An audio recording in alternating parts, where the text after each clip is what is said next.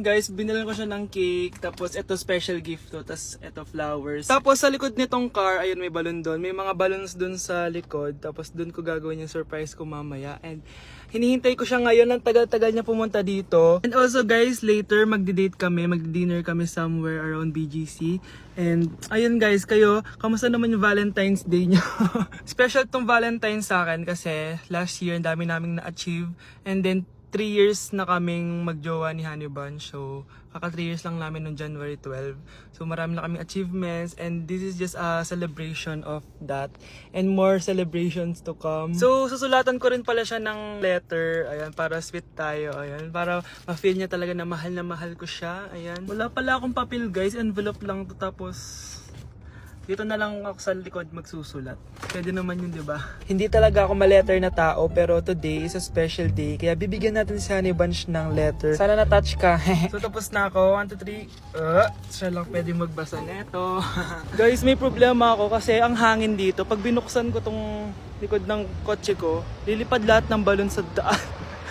So di ko alam kung paano mangyayari niyan mamaya. Guys, nandito na siya. Happy Valentine's Day! Uy, ang ganda nito! Happy Go Valentine's Day. Thank you so much. Sunflower. Let's go outside. Come here, baby. I have another gift for you. Ay, shit. Ay, perfect! Masabog siya! Pasabog siya. Huwag mo na bubuksan mamaya na yan. Ito yung snack mo. Ito yung snack mo mamaya. Happy Valentine's. Let's make a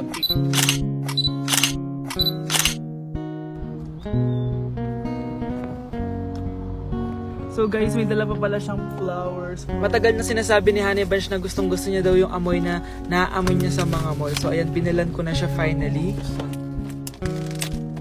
Masyadong maganda yung lalagyan. Ito. Ay! Perfume to, no? Sabi na Versace! Hala, thank you! Di ba gusto mo yan? Oo! Perfume ka na. Bawal ko humingi sa Pakita mo. Hindi ko pwedeng humingi sa akin. Love you, thank you so much. Super pasabog siya. This year siya pasabog. Last year wala siyang pasabog. Pero okay lang. May pasabog siya this year. I love Let's eat you. na ba muna here? Go lang. A letter for you. Pero Babasahin natin siya para mag-recharge sa sarili. no! Basta ikaw lang for your eyes only. Ano lang simple message lang for you. So after noon, ayan, kumain na kami dahil nagutom na kami dalawa. Kumain kami sa Japanese restaurant kasi nag-crave daw siya ng Japanese food. So dependent pala dito pag mag-order guys. Nagpabili nga pala siya ng California Maki tsaka yung chicken. Hindi ko alam kung anong tawag doon. Ayan, so sana nag-enjoy ka naman Honey Bunch and I love you so much. More achievements to come and sana di pa tayo mamatay, no? So ayun lang naman guys. Thank you for watching this video. Bye! Hala! Iba na section ko! Saan yung section 1? Ba't napunta ako dito? Ito na ba yung section 1? Good afternoon, everyone, especially to all of the panelists, advisors, and especially to our co-researchers who attend this virtual conversation. So, good afternoon, everyone. Kaya mamatay ng dahil sa iyo, ma'am. Ibig sabihin po nito ay kabayanihan ng mga Pilipino na isinakripisyo ang kanilang buhay para sa kalayaan ng ating bansang Pilipinas. Huwag lang tayo puro salita!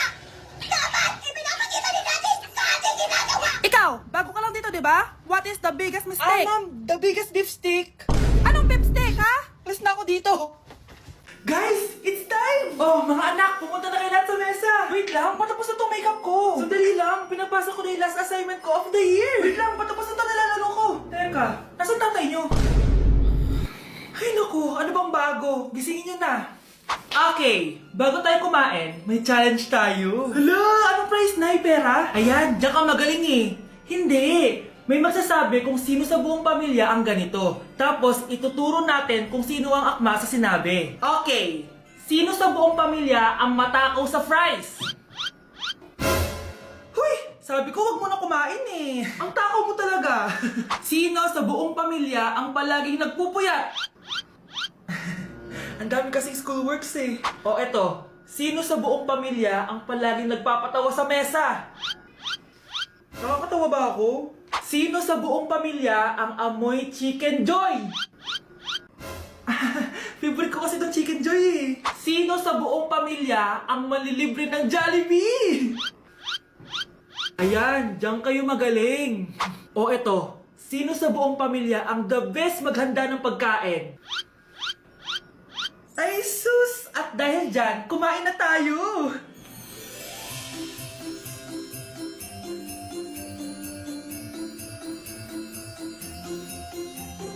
Sakto talaga ang Family Super Meal A, B, and C dahil nandito lahat ng favorites natin. Starts at 599 pesos. For me, sulit talaga to. And I can say na Jollibee is our joyful joy giver this Christmas. Buo ang saya ng Pasko with this Family Super Meals. Oh, sino sa buong pamilya ang maghuhugas ng plato? No, bakit ako? Nay, namumulang mata ko. Ayan! Kaka-cellphone mo yan eh! Nay, for over 50 lang ako sa quiz namin kanina. Naku! Kaka-cellphone mo kasi yan anak eh! Nay, parang may effect na skincare mo. Ang fresh mo na. I know right? Hindi kasi ako gaya mo na puro cellphone. Nay, ubos na pabango ko. Oh, puro ka kasi cellphone! Nay, ninakawan daw yung kapitbahay natin. Grabe nakakatakot. Oh, ayan! Cellphone pa more! Nay, sobrang sakit ng ulo ko. Tapos, inuubo pa ako. Ayan! Oh, alam ko na sasabihin mo. Oo na, kaka-cellphone ko na to. Ay hindi, iba na yan. Kapag may 2 symptoms ka, gaya ng headache at ubo, pwedeng flu na to. Oh, eto anak, uminom ka nitong BioFlu. Ay wow, hindi sinisi ang cellphone na. 15 minutes later. Nay, bumubuti na pakiramdam ko. O, diba? Mom knows best talaga. Nay, nawawala yung pera ko sa bulsa. Nakita mo ba? Hindi mo kasi iniingatan yung 500 pesos mo eh. At higit sa lahat, kaka-cellphone mo yan. Ha? Wait, paano niya nalaman na 500 yung nawawalang pera? Day 1 sa Pinas! Eme. So kakauwi lang namin galing Japan, 2 linggo din kami doon. At December 12 ngayon, alam nyo ba kung anong meron? Pag nahulaan nyo, di pwede na kayo maging manghuhula. Mali! 59th monthsary kasi namin ni Honey Bunch, tapos nag-request ako na kumain kami sa labas. Kaya naman, tara, ayain na natin siya. Honey Bunch, excited ka na ba? Huy! What? Ano ba? Ano problema mo? Gutom na ako! O tara na, kumain na tayo. Let's go!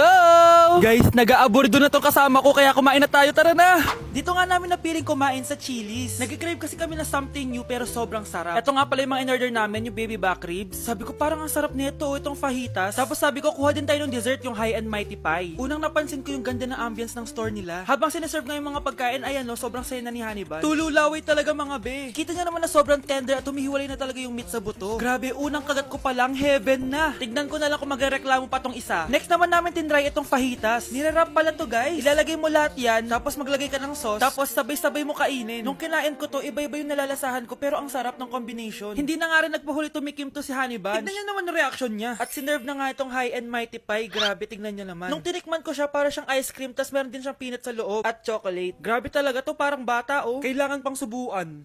Grabe guys, sobrang busog na ako.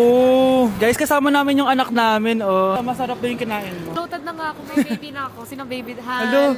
Lagot. O ano, di ka nagalit, di ka nagutom? Hindi na.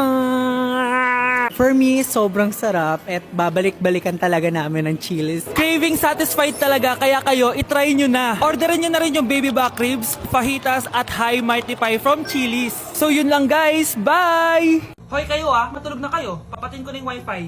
Sige na. Buti na lang may data ako. Babe, okay na. Babe, para kang tae.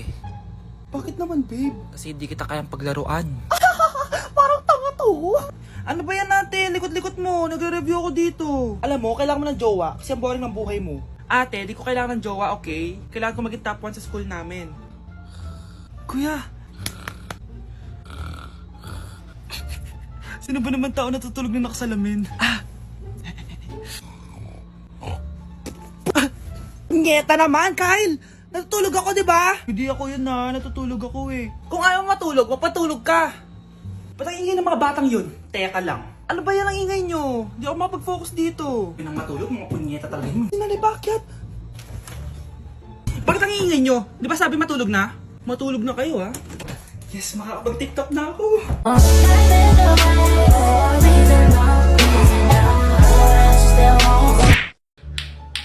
Ano yung maingay na yun? Anak, ano yan? Lato-lato to, Nay. Uso to ngayon. Lato-lato? Ano to? Iyak naman! Di ka lang marunong eh. A few moments later. Ingay naman!